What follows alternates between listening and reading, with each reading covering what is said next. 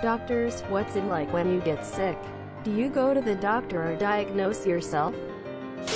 I'm a dentist. I regularly tell my patients with TMJ issues how to alleviate their pain, reduce stress, cut out caffeine, sleep in literally any position other than your stomach, stop chewing gum, hold your head, neck in a proper position, actually get a night guard and wear it. I've had TMJ pain on and off for 6 years. I do all of the things I tell my patients not to do. I do them every single day and often to excess. Long story short, I diagnose myself. I don't treat myself. Me to a patient: you should exercise more, lose weight, not drink, not eat greasy, fatty foods, and should see the doctor regularly. Also me, I'm definitely going to McD's after work and washing it down with a six-pack. Went to the doctor's once where there are posters all around to quit smoking and how the NHS can help.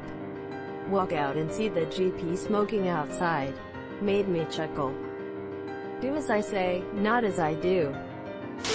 I asked my gynecologist, who is one of several women gynecologists in her practice, where a gynecologist goes for her yearly exam. She said she goes to one of her colleagues, but most of them go to a completely different practice for their exams and stuff. Not a gynecologist, or female, but I feel like if I were, I would avoid my own practice for any exams or treatment. When I worked in the GYN office, I accidentally farted in my colleague's face when we were laughing about something while she was giving me a pelvic exam. Then we laughed harder and I farted more because I was laughing so hard. No regrets.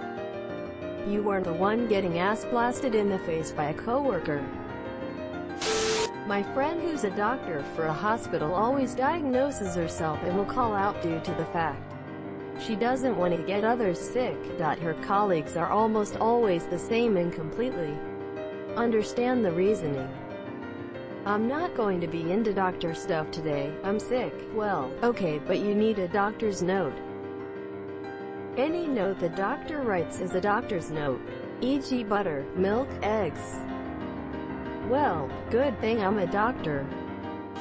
I cry to my wife, who is also a doc, and then proceed to refuse every remedy she offers me. First, that's hilarious. Second, I have to ask, what's your wife's reaction? And what happens when your wife gets sick? She goes to a proper medical doctor, because he left out that neither of them are doctors of medicine. I'm sick. Can you write me a prescription? Quote, I'm a PhD specializing in medieval history. I recommend leeches. My pediatrician once told me an amusing story about when her daughter got sick. She brought her daughter into urgent care among her coworkers, and was freaking out, not sure what could be wrong with her daughter. Her coworkers looked at her and went, "You're a pediatrician." I know, but I can't think straight. My mom's a nurse and has seen some horrible things. She almost passed out when I shattered my arm. It's definitely different when it's your kid. If anything, I'd want my medical team to be able to recognize when they're emotionally compromised and unable to make important decisions like diagnoses. Exactly. I mean, ask me my opinion if we're of equals in the same field. But even so, doctors and NPs can't prescribe to family. I'm a veterinarian. When my own pets get sick, I turn into a useless, crying idiot. Luckily, I have good colleagues to turn to. Am vet tech. I was helping one of our doctors x-ray her rescue dog's chest due to a cough. I looked at the picture and pointed out she has a bullet in her side. She almost lost it right there. Whoa. Like from an old wound that healed over? What do you even do about that? Can you do anything? Poor pup. Half the time with people, you don't even take the bullet out unless it's somewhere it really shouldn't be, just because it's more damaging to remove it than the bullet will actually cause sitting there. Though this is all information regurgitated from some random memory.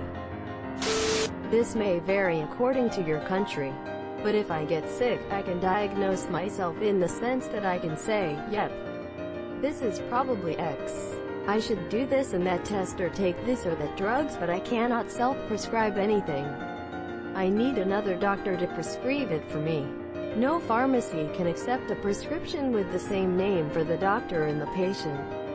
And no clinic can accept a request for an exam. The only exception is for use in an emergency. In that case I can self-prescribe. Doctors in Australia can self-prescribe, but the ones I have talked to about it say they won't self-prescribe anything that would be questioned, so no opiates or things like that. In the US it's the same. You can self-prescribe anything you need as long as it's not a controlled substance. How does this emergency scenario work? The pharmacist just has to agree that it's medically necessary? Doc here. As a general rule, med students are hypochondriacs, doctors are invincible. I remember at uni. Every week the med students all thinking they had whatever weird condition they were studying that week. Same for virology students though. The sexual health clinic gets way busier when they start studying STIs. This is actually a thing. It's called medical student syndrome. I feel even me being a 14-year-old. If I find out about some weird disease, I feel like I'm experiencing the symptoms. Wife is a surgeon. Some magic happens as soon as she's on call. No longer sick. 100% fine. Then gets sick again after her shift. It has to do with some weird space-time vortex, I believe. Pharmacist here, and it seems several people have questioned if it is legal for doctors to write prescriptions for themselves. It is legal, at least in Illinois. It may not be in other states, but there are potentially ethical issues if it is for a controlled substance or for a type of medication that is outside their normal scope of practice. Allows self-prescribing, but most pharmacists I know choose to fill only non-controls for self-prescribing. I haven't met anyone who does differently. I'm a pharmacist and occasionally see self-written prescriptions. They're almost entirely antibiotics. Would not fill a self-written control. Married to a doctor. When I'm sick, it's man flu. When she's sick, it's the apocalypse. I have to force her to stay home from work sometimes when she's sick. But I have patients, patients that don't need you coughing on them and making them sick. I'm a resident. I had a doctor's appointment and I let my attending know a week in advance.